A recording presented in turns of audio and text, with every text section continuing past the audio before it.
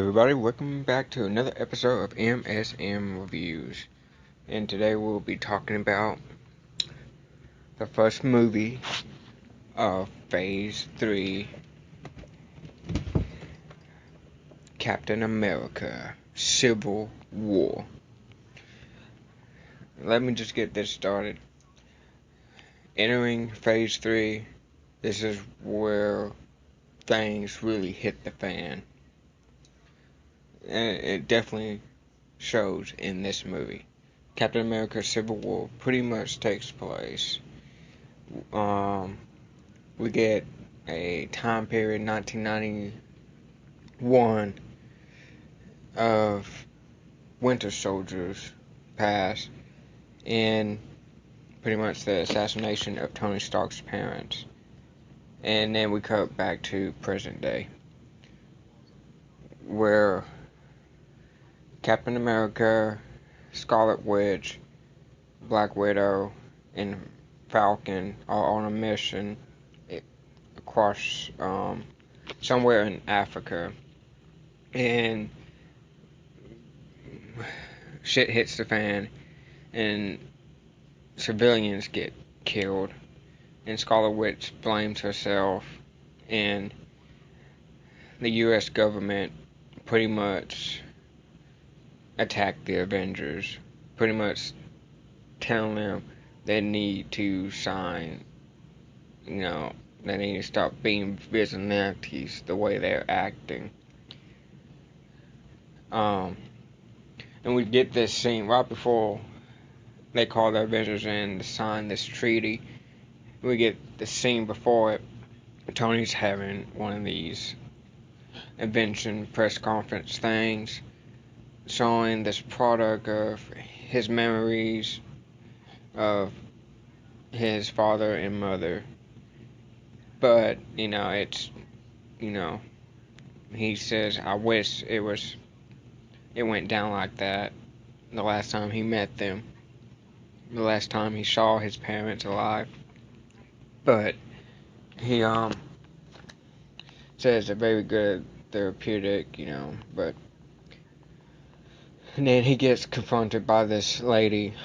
Her son was one of the ones who got killed in Africa, and blamed Tony for the death of her son. And Tony signs these agreements, but the only people that don't sign it is Black Widow, Captain America, Falcon. So already we can see a divide in the Avengers, and we think the Winter Soldier is back or under control by somebody, because we meet Prince T'Challa, who is the Black Panther. So in this movie we get our introduction to Black Panther. And his father gets killed at this press conference, pretty much saying, that, half the Avengers signed the Accords, and want to move forward in the future, and, trying to all work together. But his father gets killed, and they think it's the Winter Soldier, so Prince T'Challa actually goes on a revenge streak trying to get Bucky, and we see him wearing his black costume, his black cat costume, Black Panther. Oh, so awesome seeing him take on Winter Soldier and nearly getting him. And we pretty much, find out that Bucky's not behind any of this. It turns out this man from Serbia, his family died at is one of the families that died in the Avengers Age of Ultron. And he kind of goes on a revenge streak, not necessarily to kill the Avengers, but pretty much have them turn against each other, which technically his plan actually does succeed, but they don't find out he's behind all this towards the end of the third act. And we find out Bucky tells Rogers there's more than just one Winter Soldier. So we find out there's more than one Winter Soldier. So they go to this base, but the way they have to go to this base, they have to get a jet. And this is when we see Tony and the state senate wants Tony and whoever signed their accords to bring in Captain America and whoever's helping him. So we see Ant-Man get recruited by Captain America, and we also get our introduction to Spider-Man in this universe. So this is the first time we get Spider-Man introduced to this universe in this movie. So we get two introductions of two characters for their own movie. And this is remarkable. So in the third act we get the team fighting team, and it's just great action piece and great drama right here.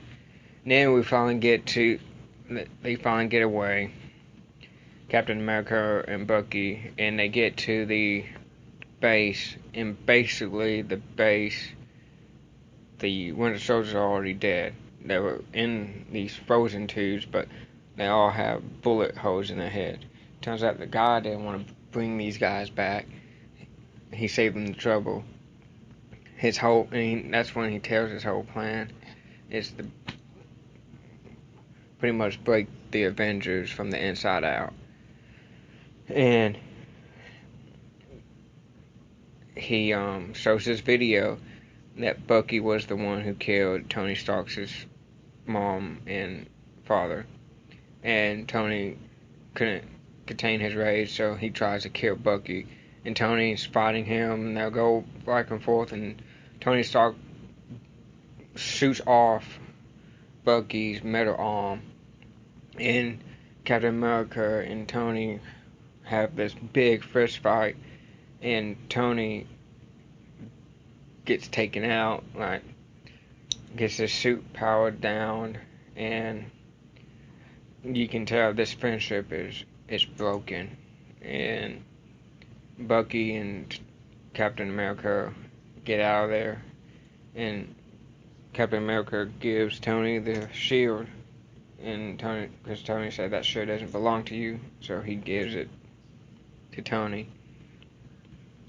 And Black Panther gets the guy who's behind all this and saves him from killing himself. He says, I'm done for vengeance trying to consume me, and you let it consume one of them all to kill each other. So now they take him in, and we get this really nice scene. Captain America sends this letter and phone to Tony, pretty much saying he's sorry things went this way, and pretty much saying whenever you need me, you know how to get a hold of me. And we end the movie with Captain America getting all the other Avengers out of their cage, wherever they're being held. The movie ends, and in the after credit scenes we get a scene of an upcoming Black Panther movie. When Bucky is staying at is with Black Panther, Prince T'Challa's home. And then we get another cutscene of Peter Parker messing with Tony, the new suit Tony gave him, and showing you the upcoming movie of Spider-Man.